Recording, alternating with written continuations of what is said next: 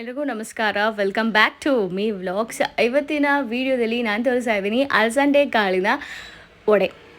ನಮ್ಮ ಕಡೆ ಎಲ್ಲ ತಡ್ನಿಕಾಳು ಅಂತೀವಿ, ತಡ್ನಿಕಾಳು ವಡೆ ಅಥವಾ ಅಲಸಂದೆ ಕಾಳು ವಡೆ. ಸೊ ಇವತ್ತು ಹೆಂಗೆ ಮಾಡೋದು ಅಂದ್ಬಿಟ್ಟು ನಾನು ನಿಮಗೆ ಈಸಿ ವೇಲಿ ತೋರಿಸ್ಕೊಡ್ತೀನಿ. ಮೊದಲನೇದಾಗಿ ನಾನು ಆಲ್ರೆಡಿ ಎಣ್ಣೆನ ಡೀಪ್ ಫ್ರೈ ಮಾಡೋಕ್ಕೆ ಕಾಯಕ್ಕೆ ಇಟ್ಟಿದ್ದೀನಿ.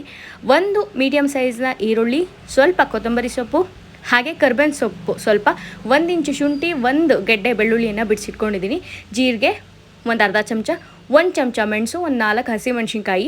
ಇಲ್ಲಿ ನಾನು ಒಂದು ಬೌಲ್ ಆಗುವಷ್ಟು ಅಲಸಂದೆ ಕಾಳನ್ನು 8 ಗಂಟೆ ಟೈಮ್ ನೆನೆ ಹಾಕಿ ಈಗ ಅರ್ಧ ಗಂಟೆ ಮುಂಚೆ ಸೋರ್ ಹಾಕಿದ್ದೀನಿ. ಈಗ ಒಂದು ಜಾರ್ಗೆ ಶುಂಠಿ, ಬೆಳ್ಳುಳ್ಳಿ, ಮೆಣಸಿನ್ಕಾಯಿ, ಜೀರಿಗೆ, ಮೆಣಸು ಎಲ್ಲದನ್ನು ಇವಾಗ ರುಬ್ಬಕ್ಕೆ ಹಾಕೋಬೇಕು.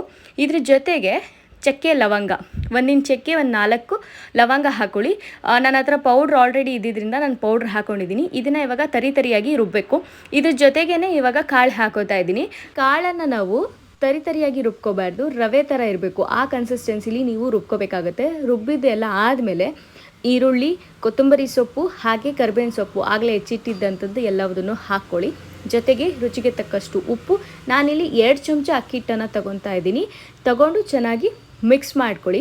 ಒಂದು ವೇಳೆ ನಿಮ್ಮದು ವಡೆ ಹಿಟ್ಟು ಬರಲಿಲ್ಲ, ವಡೆ ತೊಟ್ಟಕ್ಕೆ ಬರ್ತಾ ಇಲ್ಲ, ತೆಳುವಾಯಿತು ಅನಿಸಿದ್ರೆ ನೀವು ಅಕ್ಕಿ ಹಿಟ್ಟನ್ನು ಆ್ಯಡ್ ಮಾಡ್ಕೊಳ್ಳಿ. ನೋಡಿ, ಈ ಕನ್ಸಿಸ್ಟೆನ್ಸಿ ಬರಬೇಕು, ಬರುತ್ತೆ ಸಹ ನಾನು ಹೇಳಿದ ಹಲ್ತಲ್ಲೇ ಮಾಡಿದ್ರೆ. ಸೊ ಈಗ ವಡೆ ತೊಟ್ಟಕ್ಕೆ ಬರ್ತಾಯಿದೆ. ನಾನು ಒಂದು ಸಲ ವಡೆನ ತೊಟ್ಕೊಂಡು ಹಾಕ್ತಾಯಿದ್ದೀನಿ. ಸೊ ಈ ಥರ ವಡೆ ತೊಟ್ಕೊಳ್ಳಿ. ಎಣ್ಣೆ ಆಲ್ರೆಡಿ ಕಾದಿದೆ. ಸೊ ಕಾದಿರೋ ಎಣ್ಣೆಗೆ ಇವಾಗ ವಡೆ ಹಾಕ್ತಾಯಿದ್ದೀನಿ. ಜೋರು ಉರಿಲಿ ಬೇಯಿಸ್ಕೊಬೇಡಿ, ಯಾಕೆಂದರೆ ಒಳಗಡೆ ಬೇಯಲ್ಲ. ಒಂದು ಮೀಡಿಯಮ್ ಉರಿಲಿ ಬೇಯಿಸ್ಕೊಳ್ಳಿ, ಚೆನ್ನಾಗಿ ಬೇಯುತ್ತೆ. ಬಿಸಿ ಇದರಲ್ಲೇ ತಿಂದರೆ ಕರುಮ್ ಅಂತ ಇರುತ್ತೆ, ಕ್ರಿಸ್ಪಿಯಾಗಿರುತ್ತೆ, ಚೆನ್ನಾಗಿರುತ್ತೆ. ತಣ್ಣಗಾದರೆ ಮೆತ್ತಗಾಗಿರುತ್ತೆ.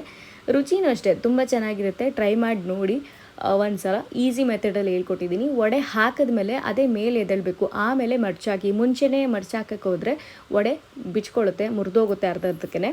ಸೊ ಇಲ್ಲಿಗೆ ಅಲಸಂದೆ ಕಾಳಿನ ವಡೆ ರೆಡಿಯಾಗಿದೆ. ಸಿಂಪಲ್ ಅಂದರೆ ಸಿಂಪಲ್ ರೆಸಿಪಿ, ಮಾಡಿಕೊಂಡು ತಿನ್ನಿ. Thank you so much for watching. ಮತ್ತೊಂದು ರೆಸಿಪಿ ಜೊತೆಗೆ ಮತ್ತೆ ಸಿಗ್ತೀನಿ. ಟೇಕ್ ಕೇರ್, ಬಾಯ್.